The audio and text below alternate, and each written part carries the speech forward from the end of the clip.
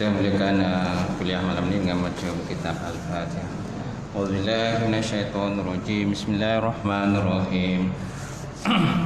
Alhamdulillah rabbil alamin. Ar-Rahmanirrahim. Maliki yaumiddin. Iyyaka na'budu wa iyyaka nasta'in. Ihdinas siratal mustaqim. Siratal ladzina an'amta 'alaihim ghairil maghdubi 'alaihim waladdallin. Amin. Assalamualaikum warahmatullahi ta'ala wabarakatuh. Alhamdulillahillazi hadana lihaza wa ma kunna linahtadiya laula an hadanallah. Asyhadu an la ilaha illallah wahdahu la syarika lah wa asyhadu anna Muhammadan abduhu wa rasuluh. Allahumma salli wa sallim ala sayyidina wa nabiyina wa maulana Muhammad imamul muttaqin wa qadudul mujahidin wa ala alihi wa sahbihi wa man da'a bi da'watihi wa sanna bi sunnatihi ila yaumil. Rabbi shrah li sadri wa yassir li amri wa hlul 'uqdatam min lisani yafqahu qawli.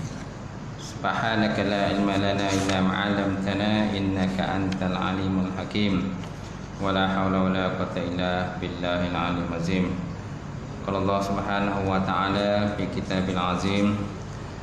Ba'da auzubillahi minasyaitonir rajim. Wa man ahsanu qawlan mimman da'a ila Allah wa 'amila shalihan wa qala innani minal muslimin. Sadaqallahul azim. Maksudnya, siapakah yang lebih baik perkataannya daripada orang-orang yang menyeru kepada agama Allah Subhanahu wa taala dan menyeru kepada mengerjakan amalan soleh. Dan dia berkata, innani minal muslimin, sesungguhnya aku terdiri daripada orang-orang yang Islam. Alhamdulillah. Waqala Nabi sallallahu alaihi wasallam, la yu'minu ahadukum hatta hawahu taba'an lima jitu bih. Tidak sempurna iman salah seorang kamu sehingga hawa nafsunya akur ataupun condong kepada apa yang kubawa, kata Rasulullah sallallahu alaihi wasallam. Yang mati Fatihah imam kita, tak lupa juga Tuan Bilal, kemudian Tuan Siap, pengurusi masjid atau pengurusi masjid, muslimin muslimat yang dirahmati Allah. Alhamdulillah, kita banyakkan puji, kita syukur kepada Allah Ta'ala. Allah Ta'ala memilih kita malam ini untuk hadir ke masjid yang mulia ini untuk kita mengikuti pengajian kita, kuliah kita, kitab Aqidatun Najin yang dikarang oleh Syekh Zainal Abidin Muhammad Al-Fattani rahimahullah ta'ala. Dan malam ini kita sambung pembahasan dari itu berkenaan dengan kita berada di muka surat berapa tu? Jawi muka surat 11. Muka surat 11 Dan kata musannaf yang ini Syekh Sanusi. Betul Kalau yang Rumi itu muka surat 29. Muka surat 29 yang Rumi. Yang Jawi muka surat 11. Boleh? Jadi kuliah kita malam ni menggantikan kuliah yang hari itu yang tak dapat sebabkan ada program lain. Betul tak? Boleh tuan Baik, seterusnya kita sambung. Qala musannif Allah Ta'ala wa nafa'ana bi ulumihi fi daraini amin. Telah berkatalah oleh musannif ataupun pengarang kitab, wa nafa'ana, dan memberi manfaat akan ilmunya dalam dua negara, iaitu dunia dan akhirat. So apa kata musannif ataupun kata pengarang? Dan kata musannif ataupun pengarang yakni Syekh Sanusi. Siapa pengarangnya? Syekh Yusuf As-Sanusi rahimahullah taala. Apa dia kata tuan-tuan? Wa yajibu ala kulli mukallafin syar'an, dan wajib di atas setiap mukallaf pada syarak. Yajibu ala kulli mukallafin syar'an, dan wajib atas setiap mukallaf itu pada syarak. Apa yang wajib tuan-tuan? Ayya'rifa ma yajibu fi haqqi maulana jalla wa azza wa ma yastahilu wa ma yajuzu. Bahawa ia mengenal ma yajibu, barang yang wajib, fi haqqi maulana, pada hak maulana, mana Tuhan kita lah. Maula ni asalnya maula ni pelindung kita, maula jalla wa azza. Allah Ta'ala punya jalla, gagah, kuasa, azza, kemuliaan. Wa ma yastahilu, dan barang yang mustahil. Wa ma yajuzu, dan barang yang harus. Jadi wajib atas setiap mukallaf pada syarak, mana pada sudut agama, apa benda yang diwajib tuan-tuan? Ayya'rifa, bahawa ia mengenal sesuatu benda yang wajib atau barang yang wajib atas hak Tuhan kita jalla wa azza, dan barang yang mustahil pada hak Tuhan kita, dan wa may yajuzu, dan barang yang harus pada hak Tuhan kita. Jadi wajib ini ialah wajib pada akal. Wajib pada akal, wajib dan mustahil pada akal, dan juga harus pada akal. Bukan wajib pada syarak. Kalau wajib pada syarak, lain dia punya definisi dia, lain dia punya ta'arif dia. Baik. Seterusnya, ketahui olehmu bahawa wajib itu dua perkara. Nampak? Wajib itu ada dua perkara. Ada kalanya wajib syar'i, ada kalanya wajib syar'i, dan bawah nanti ada kalanya wajib akli. Ada kalanya wajib syar'i, dan ada kalanya wajib akli ataupun syar'i. Wajib syar'i maknanya ada keadaan sesuatu itu dengan sekira-kira diberi pahala atas orang yang berbuat dengan dia, dan diseksa atas orang yang meninggalkan dia, seperti barang yang telah pun lalu sebutnya. Apa dikatakan sebagai wajib syar'i tuan-tuan? Keadaan sesuatu itu dengan sekira-kira diberi pahala, kan, apabila seorang itu berbuat akan dia, dan diseksa, diiqab atau diseksa oleh Allah Subhanahu Wa Taala seandainya kalau kita meninggalkan. Contohnya solat lah, paling mudah solat lah.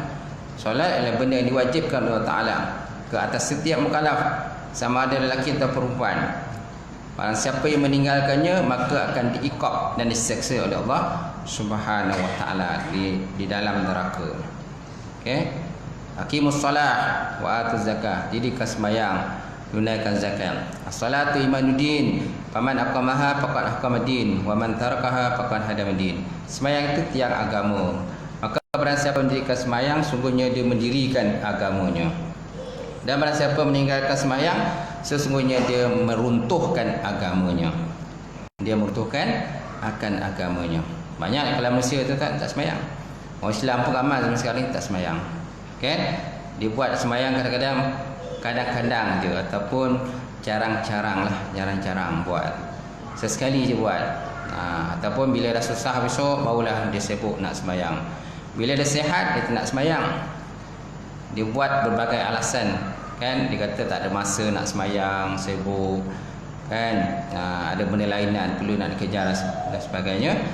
Jadi akhirnya sembahyang ditinggalkan begitu saja. Tapi bila dia dah susah besok, kan, dah ditimpa dengan berbagai musibah, bala bencana sebagainya, masa itulah baru dia nak mengerjakan solat, menghadap Allah Subhanahu Wa Taala. Baik. Itu dia katakan wajib syar'i. Kalau daripada bahasa Arabnya, wajib syar'i ini maknanya ma yusabu ala fi'lihi wa yu'aqabu ala tarkih. Sesuatu perkara apabila dibuat mendapat pahala, dan apabila ditinggalkan maka berdosa ataupun diiqab oleh Allah Subhanahu Wa Taala. Mana iqab tu seksa lah. Baik. Dan ada kalanya wajib akli, maknanya ketiadaan menerima ternafi pada akal. Ketiadaan menerima ternafi pada akal. Maka telah lalu sebutnya juga. Itu dia katakan sebagai wajib akli. Ma la yatasawwaru fil akli, ma la yatasawwaru fil akli adamuhu. Sesuatu benda yang tidak tergambar oleh kepala otak kita tidak ada. Ma la yatasawwaru fil aqli adamahu. Atau sesuatu benda yang tidak tergambar oleh kepala otak kita, dia tidak ada. Kenapa? Kerana dia memang ada. Contoh wujud Allah Ta'ala. Allah Ta'ala tu wujud, cipta alam ini, mustahil Allah Ta'ala tu tak ada. Kenapa? Kerana memang diri kita pun dah ada. Contoh paling mudah diri kita lah. Macam mana diri kita boleh ada kalau tidak ada Tuhan yang mencipta? Mesti ada Tuhan yang mencipta kita. Mesti ada Tuhan yang mencipta alam dan sebagainya. Itu dia katakan sebagai wajib pada akal, wajib akli. So maknanya definisi wajib akli dengan wajib syar'i memang berbeza. Berbeza definisi ta'alif ataupun definisi dia. Baik. Maka telah lalu sebutnya dua. Maka wajib syar'i itu alamatnya datang lafaz ala. Macam mana kita nak membezakan ini wajib syar'i, ini wajib akli? Macam mana kita nak bezakan? Kata musannif, dia kata muka pengarang, maka telah lalu sebutnya juga, dia kata maka wajib syar'i itu alamatnya, tandanya datanglah lafaz ala kemudian daripada lafaz yajibu. Datang lafaz ala selepas lafaz yajibu. Wa yajibu ala kulli mukallafin. Nampak? Wa yajibu ala kulli mukallafin, dan wajib ke atas setiap mukallaf. Okey, itu wajib apa tu? Wa yajibu tu, itu wajib syar'i. Itu namanya wajib syara' atau wajib daripada sudut syara'. Oleh itu, seperti dikata oleh musannif, wa yajibu ala kulli mukallafin, dan wajib atas setiap mukallaf. Dan wajib akal itu pula datang alamatnya, datang tandanya lafaz lam ataupun lafaz fi. Datang lafaz lam atau lafaz fi yang dengan makna lam. Seperti dikata oleh musannif, fama yajibu limaulana.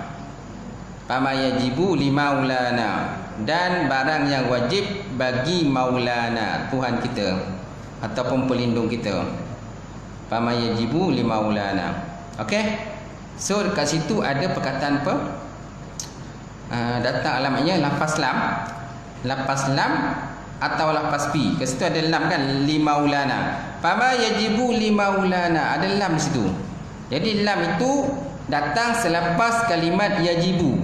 Wa fama yajibu limaulana. Berbeza dengan tadi.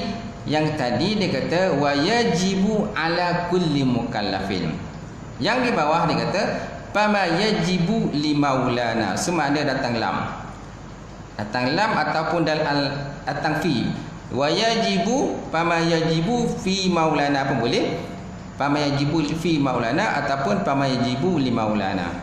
So maknanya kalau yajib selepas yajibu terdapat huruf lam ataupun fi, maknanya yajib itu bermakna wajib pada akal, bukan wajib pada syarak. Itu perbezaan dia. Boleh tuan-tuan? Boleh? Boleh ke tak boleh? Boleh kan? Baik, seterusnya tatimmatun, satu kepentingan. Tatimah, satu kepentingan. Kadang-kadang dalam kitab ni pengarang-pengarang kitab kadang-kadang dia meletakkan sesuatu kalimat-kalimat tertentu untuk menunjukkan satu benda terpenting. Kadang-kadang dia menggunakan kalimat tatimah. Kadang-kadang mereka menggunakan kalimat faidatun, satu faedah. Kadang-kadang mereka menggunakan kalimat muhimmatun, satu kepentingan. Kadang-kadang mereka menggunakan kalimat kitabun, ini kitab. Ataupun mereka menggunakan babun, satu bab. Ataupun mereka menggunakan faslun, satu fasal. Ataupun mereka menggunakan nau'un, satu nok. Nau'un, satu nok. Ini satu nok dia kata. Ini satu pembahagian. Ataupun mungkin dia kata satu faslun, ini satu fasal. Ataupun satu bab. Ataupun satu kitab. Okay? Satu muhimmatun, satu kepentingan. Ataupun tatimah, satu kepentingan juga. Okay? Banyak istilah-istilah yang digunakan oleh pengarang-pengarang kitab untuk menunjukkan benda itu supaya kita fokus pada apa yang dibincangkan. Baik, seterusnya, ketahuilah bahawasanya wajib syar'i itu ada. Wajib syar'i itu atas hak mukallaf, dan wajib akal itu pada hak Allah Ta'ala. Apa beza lagi antara wajib syar'i dengan wajib akli? Bezanya lagi, kata musannaf, dia kata wajib syar'i itu ialah atas hak mukallaf, atas manusia, itu wajib dia tahu. Sedangkan wajib akli itu pada siapa? Pada hak Allah Ta'ala, pada hak Allah Subhanahu Wa Ta'ala. Itu dikatakan wajib akli. Dan terkadang dikata dengan dia pada hak mukallaf juga, seperti Nabi yang mursal, Nabi yang diutuskan, dan anbiya dan juga para Nabi, seperti yang lagi akan datang bicaranya insya-Allah Subhanahu Wa Ta'ala. Okey. So maknanya wajib akli juga boleh disebahkan kepada mukallaf. Tapi yang asalnya wajib syar'i disebahkan kepada mukallaf, wajib akli disebahkan pada Allah, pada hak Allah Subhanahu Wa Ta'ala. Dan terkadang dikatakan dia pada hak mukallaf juga dengan wajib akli, seperti Nabi yang mursal, Nabi utusan, dan juga anbiya, para nabi-nabi, rasul utusan dan juga anbiya. Dan lagi akan datang lagi pembicaraan mereka insya-Allah Ta'ala pada kalam musannaf yang akan datang. Seterusnya, dan murad. Bermakna murad? Berkehendak ataupun maksud. Wal muradu an mukallafin. Dan maksud dengan mukallaf di sini ialah termasuk kumpulan jin, dia kata. Jadi mukallaf ini bukan hanya sekadar manusia sahaja. Jin pun termasuk di kalangan kumpulan yang mukallaf juga. Ada ulama menyatakan jin lahir-lahir je dah mukallaf dah. Lahir-lahir dah mukallaf. Manusia nak mukallaf ni ada tempoh masa dia kan. Mukallaf ni termasuklah balik berakal lah. Balik dan berakal. Balik mana dah sampai umur. Kalau lelaki-lelaki itu, kalau lelaki-lelaki umur balik berapa? 15 tahun. Perempuan umur balik berapa? 9 tahun. Perempuan umur 9 tahun, dia balik dia. Lelaki 15 tahun. Itu lazim ataupun kebiasaannya lah. Tetapi ada masanya perempuan pun ada juga masa yang lewat untuk balik. Ada juga berlaku itu. Kemudian, dan mukallaf itu jin. Dan mukallaf itu jin daripada waktu kejadiannya. Betul tak? Dan maksud dengan mukallaf di sini ialah jin dan manusia. Tetapi mukallaf manusia itu sampai umur seperti yang lagi akan datang sebutnya. Dan mukallaf jin itu daripada waktu jadinya. Nampak? Jin ni lahir-lahir dia dah mukallaf dah. Dia dah akil balik. Dia dah akil balik. Okey. Apa tandanya? Wallahu alam, tak tahulah apa tanda dia akil balik tu. Tapi macam binatang pun dia ada waktu tertentu juga. Ada waktu tertentu dia akil balik. Dan ada binatang-binatang tertentu dia ada nifas. Contoh anjing. Anjing dia ada waktu ada haid, waktu haid dia. Anjing dia ada waktu haid. Cicak, arnab, kuda, kelawar, serigala dan unta, mereka pun ada haid. Seperti yang dikatakan oleh Al-Allamah Syahibuddin Ahmad Qasim. Mana moden kau? Kan ya? Persamaan darah haid mereka dengan darah haid manusia hanya pada segi keluar darah sahaja, tidak pada hukum haid yang lain seperti tempoh waktu, warna dan sebagainya. Maka haid bagi haiwan-haiwan itu dipanggil haid daripada segi sudut bahasa saja. Antara haiwan yang ada haid, dia kata anjing, cicak, arnab, kuda, kelawar, serigala, unta. Haiwan yang berhaid. Saya teringat kisah Imam Abu Hanifah, tuan-tuan. Satu hari Imam Abu Hanifah dia nak menyelesaikan masalah bilakah tempoh mukallaf, tempoh akil balik ataupun pemula akil balik kepada anjing. Tempoh pemula akil balik kepada anjing. Jadi dia tanyalah banyak orang, masing-masing tak boleh jawab soalan dia. Imam Abu Hanifah satu hari dia nak dapatkan satu kepastian lah bilakah tempoh balik kepada seekor anjing. Jadi dia tanya ramai orang Islam, semua tak jawab. Mereka pun pening je nak jawab. Maka akhirnya Imam Hanifah lalu di satu tempat perkampungan Yahudi. Ada seorang lelaki Yahudi ni, dia ni banyak anjing. Dia pelihara anjing banyak. Maka Imam Hanifah pun singgahlah. Dia tanya, ya Syekh, dia kata, boleh tak saya tanya soalan? Boleh tuan. Dia kata, apa masalah dia? Bilakah tempoh balik seekor anjing? Dia kata. Maka Yahudi itu jawab, dia kata, tempoh balik seekor anjing permulaannya ialah apabila dia kencing berdiri. Dia kencing berdiri, kan? Bila kencing berdiri tu, dia kencing dia angkat kaki. Bila dia kencing dia angkat kaki, itulah tempoh balik kepada seekor anjing. Gitu. Dan Imam Hanifah menghormati dia, menghormati Yahudi tadi. Kenapa? Kerana Yahudi tadi sudi berkongsi ilmu dengan dia. Dan Imam Hanifah menganggap Yahudi itu termasuk dan seorang daripada guru dia juga. Termasuk seorang daripada gurunya, kerana Yahudi tadi telah men-share satu ilmu kepada dia yang orang lain tak boleh jawab. Ilmu tersebut, soalan tersebut tak boleh jawab. Itu Imam Hanifah, tuan-tuan. Okey, itu sebabnya apabila seorang berkongsi ilmu pada kita, anggaplah dia sebagai gurunya, sebagai guru kita, walaupun satu ilmu yang dikongsi kepada kita. Betul tak? Walaupun contohnya ilmu menebar, cara-cara menebar ikan, cara-cara menebar jaring, kan? Tak semua orang tahu cara menebar. Orang yang biasa menebar ikan dan menjala ikan, dia tahu, dia seorang je yang tahu. Dia je yang tahu cara menebar jala ikan yang betul. Jadi kalau kita belajar menebar jala ikan yang betul dengan seorang tadi, kan, kita nak anggap dia sebagai guru kita. Kalaupun hanya sekadar mengajar menebar jala ikan yang betul. Okey. Tak semua orang boleh menebar. Dan ada orang yang boleh menebar diri dia sendiri. Macam arwah saya lah. Arwah saya dulu, dia ni pakar menjala, kan? Dia boleh menjala dirinya sendiri dengan jala yang kembang tu. Dia tebak, dia berada dalam diri dia. Dia berada dalam jala tu, tebak. Tuan-tuan boleh buat macam tu. Kalau boleh buat, mana tuan-tuan pakar menjala lah. Kalau tuan-tuan tak boleh menebar diri sendiri, maknanya tuan-tuan perlu sampai pada tahap pakar dalam menjala ikan. Macam tu. Baik, seterusnya tuan-tuan, dan murad dengan mukallaf di sini jin dan manusia, tetapi mukallaf itu sampai umurnya seperti yang lagi akan datang sebutnya. Dan mukallaf jin itu pada waktu jadinya, dan adapun segala malaikat, maka tiada mereka itu mukallaf atas kaul yang rajih, kaul yang kuat ataupun pendapat kuat. Mana malaikat ni dia tak ada tempoh mukallaf dia. Tak ada tempoh hid dan nifas pun tak ada. Dan jikalau adalah Nabi Muhammad SAW disuruh kepada mereka itu sekalipun, kerana bahawa disuruh dengan dia kepada mereka itu, sesungguhnya ia menyuruh tashrif. Syuruh dalam bentuk tashrif kemuliaan, bukan irsal, pengutusan kerana taklif. Pengutusan kerana taklif, bukan.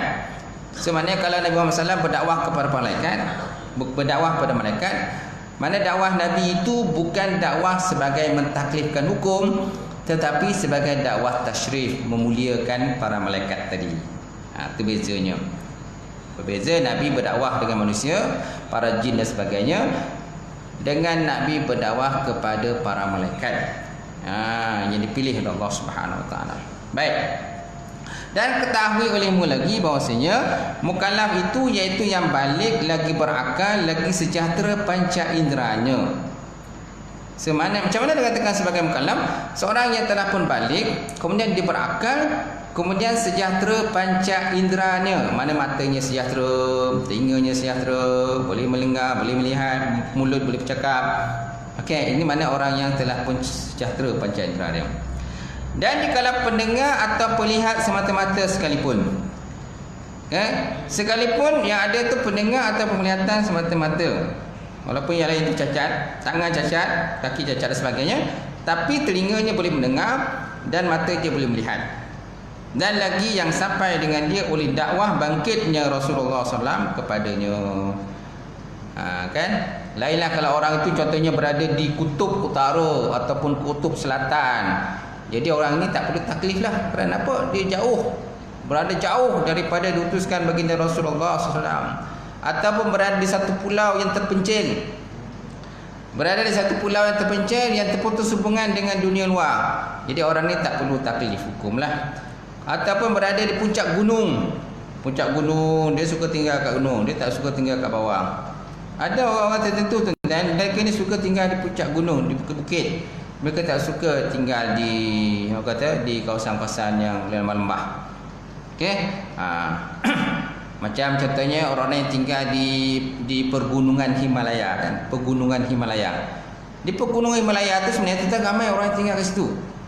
Mana pendaki-pendaki gunung tu, mereka nak sampai ke gunung Himalaya tu, mereka akan bertempuh berbagai-bagai checkpoint dan juga perkampungan-perkampungan orang yang berada tinggal-tinggal di kaki-kaki gunung tuan-tuan.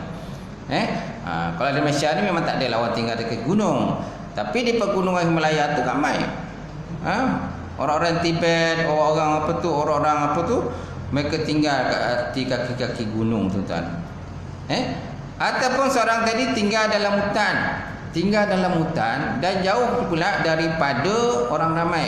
Kalau nak sampai ke tempat mereka itu makan masa berjam-jam ataupun berhari-hari tuan-tuan baru sampai kepada perkampungan mereka, dan mereka terpencil dan jauh daripada dunia luar. Jadi orang ini tak perlu pada taklif hukum lah, tak perlu taklif hukum.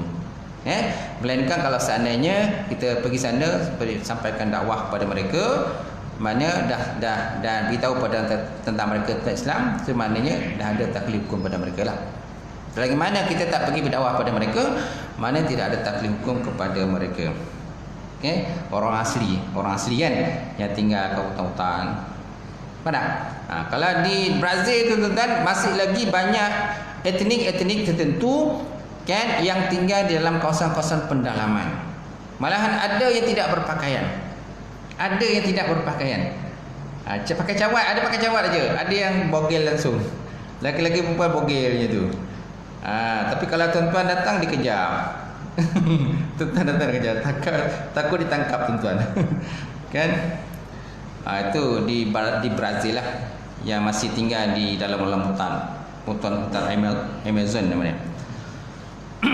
Baik, seterusnya.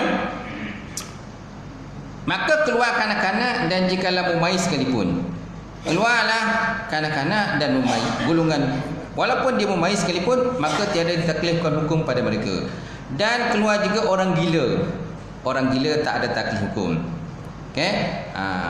Dan orang yang ketiadaan panca indera. Panca indera dia tak ada. Dia tak boleh mendengar, dia tak boleh melihat, tak boleh bercakap.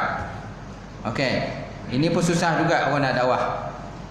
Kita nak dakwah kepada golongan ini yang memang orang kata dia buta, telinga pun pekak dan juga mulut tak boleh cakap, ataupun mungkin mata celik tapi telinga tak boleh dengar, mulut pun tak boleh cakap macam tu je, tak faham apa benda dia cakap.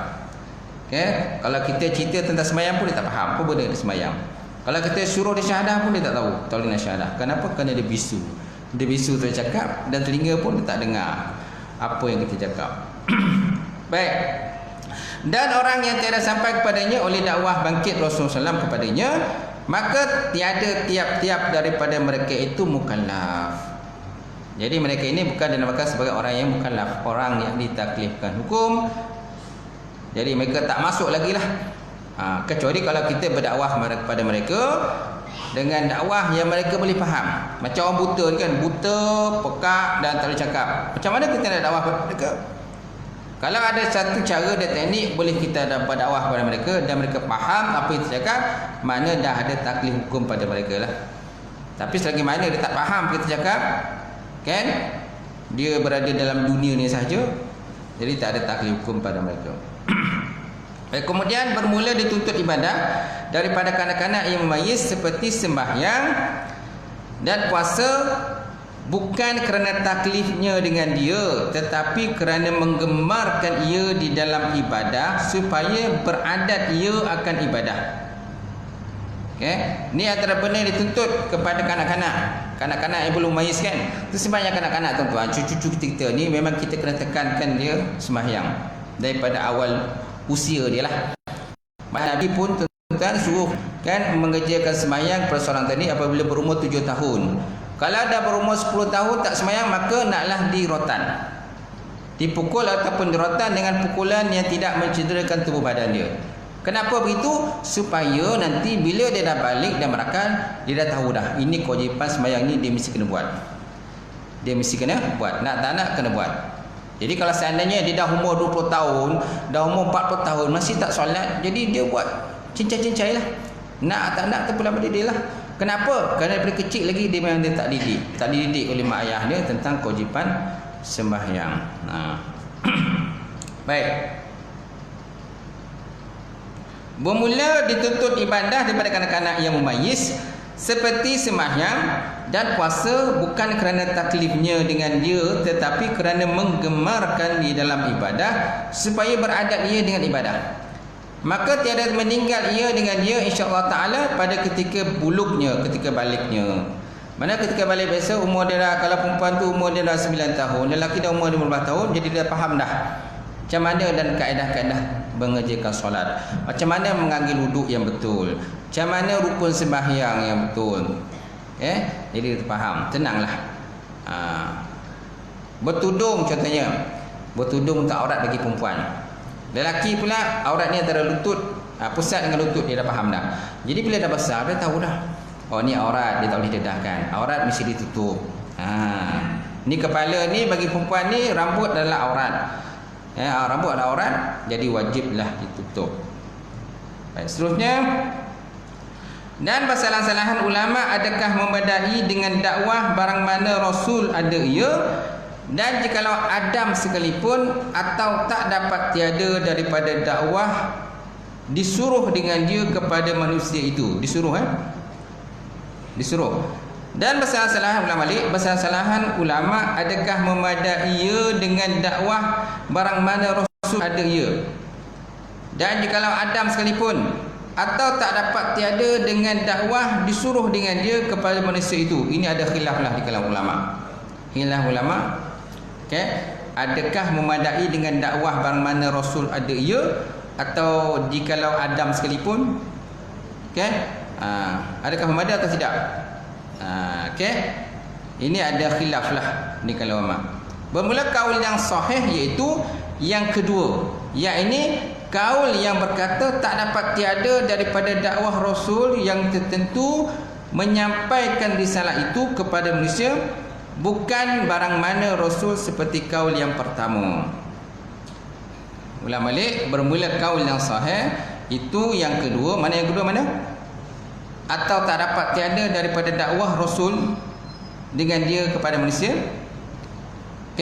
Yang ini kaul yang kedua, tak dapat tiada daripada dakwah Rasul yang tertentu menyampaikan risalah itu kepada mereka itu, bukan barang mana Rasul, seperti kaul yang pertama. Baik, kemudian dan atas kaul yang kedua ini maka ahli fatrah. Dan atas kaul yang kedua ini maka ahli fatrah itu lepas mereka itu daripada neraka. Siapa ahli fatrah tu kan? Ahli fatrah ini ialah orang-orang yang hidup pada zaman ketiadaan Nabi dan Rasul. Termasuklah ibu dan ayah baginda Rasulullah sallallahu alaihi wasallam. Siapa nama ibu Rasulullah? Siti Aminah. Siapa nama ayah baginda Rasulullah? Abdullah bin Abdul Muttalib. Abdullah bin Abdul Muttalib. Ini adalah ayah baginda Nabi sallallahu alaihi wasallam. Jadi ulama menyatakan bahawa ahli fatrah ini termasuk ayah dan ibu Nabi ini termasuk dalam kumpulan ahli syurga. Kenapa? Kerana mereka itu pada zaman tiada Nabi dan tiada Rasul. Tiada siapa yang nak berdakwah pada mereka. Ada pula ulama menyatakan ayah dan ibu Nabi tak pernah menyembah berhala, walaupun sekali tak pernah menyembah berhala. Dan jika mengubah oleh mereka itu dan menukar oleh mereka itu dan menyembah oleh mereka itu akan berhala sekalipun, mereka terlepas daripada neraka. Ulang balik, dan atas kaul yang kedua itu maka ahli fatrah itu lepas mereka itu daripada neraka, dan jikalau mengubah oleh mereka itu dan menukar oleh mereka itu dan menyembah mereka itu akan berhala sekalipun, mereka juga termasuk dalam kumpulan ahli syurga, bukan ahli neraka. Dan apabila engkau ketahui akan ahli fatrah lepas mereka itu daripada neraka, nescaya engkau ketahuilah akan bahawasanya dua ibu bapa Nabi Muhammad sallallahu alaihi wasallam itu lepas keduanya daripada neraka. Nampak? Jadi mana kedua ibu bapa Nabi kan, Abdullah dan Siti Aminah itu kan tidak termasuk dalam kumpulan ahli neraka. Jadi kedua ini masuk dalam ahli syurga.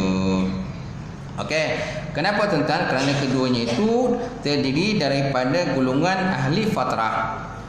Bukan ahli fitrah, tapi ahli fatrah. Mereka hidup pada zaman ketiadaan Nabi dan ketiadaan Rasul. Tetapi keduanya itu daripada ahli Islam. Okey. Sebenarnya dua bapa Nabi lepas keduanya daripada neraka kerana keduanya itu daripada ahli fatrah, tetapi keduanya itu daripada ahli Islam kerana barang yang riwayat bahawasanya Allah Subhanahu Wa Taala menghidupkan ia akan keduanya ibu bapa Nabi, kemudian daripada bangkit Nabi Muhammad sallallahu alaihi wasallam, maka berimanlah keduanya kepada Nabi Muhammad sallallahu alaihi wasallam.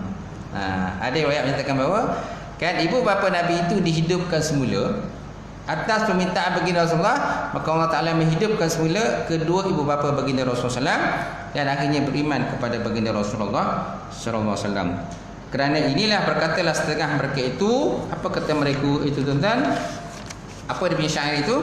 Haballahu nabiyya mazidan fadrin ala fadrin wa kana bihi ru'ufan fa ahya ummuhu wa kaza abahu liimanin bihi fadlan munifan fasallim fal qadimu biza qadir wa in kana al hadisu bihi dha'ifa.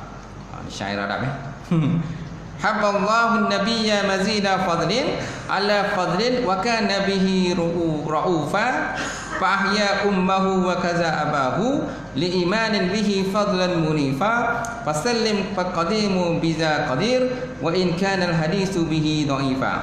Ujungnya itu semua fa ya. Ini termasuk dalam ilmu syair kan, ilmu batik. Ada upah dia ujungnya sama. Kenapa fa-nya ujung sama? Kerana dia nak sesuaikan dengan dia punya lenggok-lenggok tu lah, istilah kita kan, lenggok-lenggok syair tu. Jadi ujung itu sama ya. Macam tu. Raufa, munifa, dha'ifa. Baik, apakah maksudnya itu kan? Maksudnya haballahu nabiyya mazina fadlin. Allah Subhanahu Wa Taala telah memberi akan nabi itu akan bertambah-tambah kelebihan ala fadlin, di atas kelebihan. Haballahu nabiyya mazida fadlin kan ala fadlin. Allah Taala telah memberi kepada Nabi sallallahu alaihi wasallam bertambah-tambah kelebihan di atas kelebihan. Wa kana bihi raufa. Dan Nabi ini pula punya sifat raufa, kasih sayang, penyayang ataupun sayang. Fa ahya ummuhu wa kaza abahu. Maka ia yang Allah Taala menghidupkan ibu dia, wa kaza abahu, dan juga bapa dia. Allah Taala menghidupkan semula ummuhu, ibunya, wa kaza abahu, dan begitu juga bapanya. Li imani bihi, supaya beriman bihi dengannya, fadlan munifan. Fadlan munifan, hak keadaan kurnia yang amat mulia. Hak keadaan kurnia yang sangat mulia, munifan. Fasallim faqadimu kaza qadir wa in kana al hadithu bihi dha'ifa. Fasallim, maka taslimkan olehmu, mana taslim penyerahan diri, fal qadimu bizal qadim, maka Tuhan yang qadim itu lagi amat berkuasa, biza qadir, lagi mempunyai sifat yang kuasa. Wa in kana al hadis bihi, sekalipun hadis bihi dengannya menghidupkan Allah Taala menghidupkan ayah dan ibu Nabi ini dha'ifa, sekalipun hadisnya dhaif, tetap boleh kita berpegang, kata musannaf, kata pengarang kitab, boleh kita pegang walaupun dhaif. Kerana dhaif pun ada masanya taklah dhaif sangat. Yang tak boleh itu ada maudhu ialah hadis yang palsu, itu tak boleh. Kalau hadis dhaif ni ada tempat-tempat tertentu yang boleh kita pegang dengan arti yang dhaif, apalagi kalau dikuatkan dengan hadis yang sahih dan sebagainya. Baik, sekali lagi tuan-tuan. Baik, kita lihat terjemahan tadi. Artinya telah memberi Allah Ta'ala akan Nabi itu akan bertambah-tambah kelebihan atas kelebihan. Dan adalah Allah Ta'ala dengan Nabi amat kasih sayang, ra'uf, maka menghidup ia akan ibunya dan demikian lagi bapanya, kerana beriman keduanya dengan Nabi padahal kurnia yang amat mulia. Maka taslim olehmu, taslim penyerahan diri, taslim, maka Tuhan yang qadim itu amat kuasa. Dengan demikian itu Dan jika adalah hadis dengan dia itu dhaif sekalipun, dia kata. Walaupun hadis itu dhaif pun boleh kita berpegang di situ, kata musannaf. Baik, kemudian bermula hadis ini. Hadis ini iaitu barang yang diriwayatkan daripada Marwah daripada Sayyidatina Aisyah radhiyallahu taala anha. Baik. Jadi bermula hadis ini, hadis yang tadi Allah Taala menghidupkan dua ibu bapa Nabi ini, diriwayatkan daripada Marwah yang terima daripada Sayyidatina Aisyah radhiyallahu taala anha bahwasanya Rasulullah SAW minta ia akan Tuhannya Inna Ta'ala bahawa dihidupkan ia baginya dengan dua ibu bapanya. Sebenarnya Nabi ada memohon kepada Allah supaya menghidupkan semula kedua ibu bapa bagi Rasulullah. Okay? Maka menghidup Allah Ta'ala akan keduanya bagi Nabi. Maka berimanlah keduanya dengannya Nabi. Kemudian mematikan Allah Ta'ala akan keduanya. Bila dah bangun semula, dah bangkit, kan, dan ditiupkan roh kepada, dah bangun, dah bangkit tu ditiupkan roh lah. Kemudian dia minta supaya beriman kepada baginda Rasulullah. Maka berimanlah keduanya kepada baginda Rasulullah sallallahu alaihi wasallam. Itu kelebihan Nabi lah. Antara mukjizat Nabi antaranya tu boleh menghidupkan orang mati. Samalah seperti Nabi Isa. Nabi Isa boleh menghidupkan orang yang telah mati.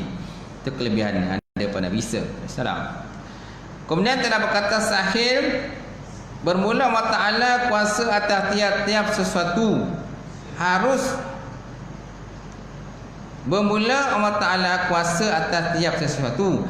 Harus baginya bahawa menentu ia akan nabinya dengan barang yang dikenakinya daripada kurnianya. Allah Ta'ala boleh menentu ia akan nabinya dengan barang yang dikenaki daripada kurnianya Allah, dan memberi nikmat dia atasnya dengan barang yang dikenaki daripada kemurahannya Allah. Dan sesungguhnya telah mengarang oleh Syekh Jalal As-Sayuti dengan beberapa karangan pada menyatakan barang yang ta'aluk dengan kelepasan keduanya, maka telah membalas akan dia oleh Allah Ta'ala dengan kebajikan. Maka telah membalas Allah Ta'ala akan dia dengan kebajikan. Okey, sampai situ boleh? Boleh sampai situ. InsyaAllah akan datang yang sama lagi faidatun, satu faedah. Wallahu a'lam bis-shawab wa ilaihi marji'un.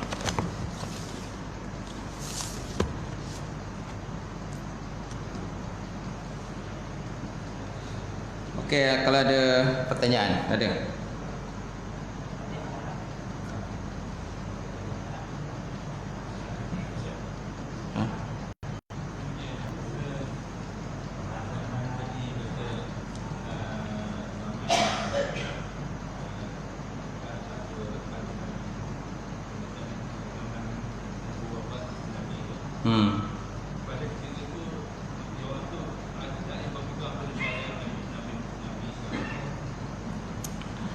Tu tak dipastikan lah. Tak dipastikan.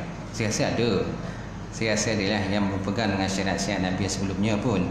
Malahan pada zaman pada tahun gajah kan, pada tahun gajah masih ada lagi orang yang kata mengerjakan haji pada tahun gajah tu kan. Pada tahun gajah sebelum Abrahah menyerang Kaabah kan, ada orang-orang yang Arab ini daripada luar, daripada Mekah, mereka datang mengerjakan haji mengikut syariat Nabi yang sebelumnya. Nampak? Ikut syariat Nabi yang sebelumnya. Sebab adalah ada yang ada dan ada yang tak ada langsung. Ada yang terputus, tak tahu maklumat langsung. Macam tu.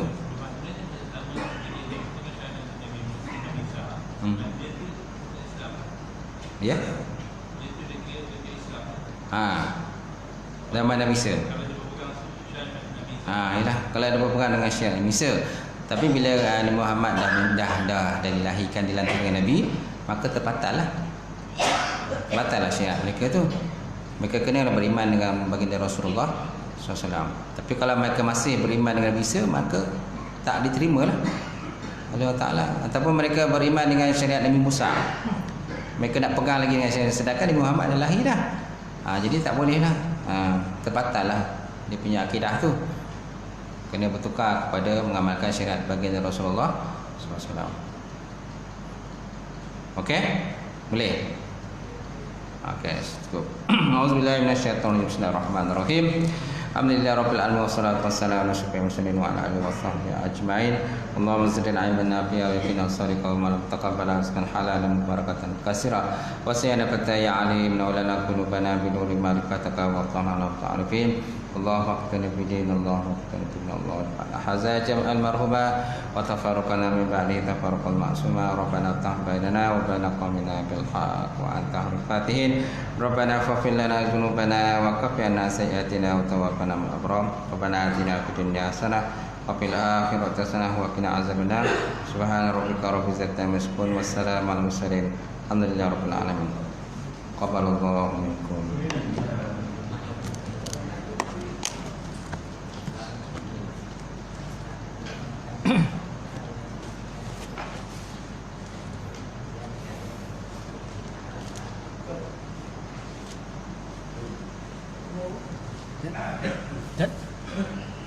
Allah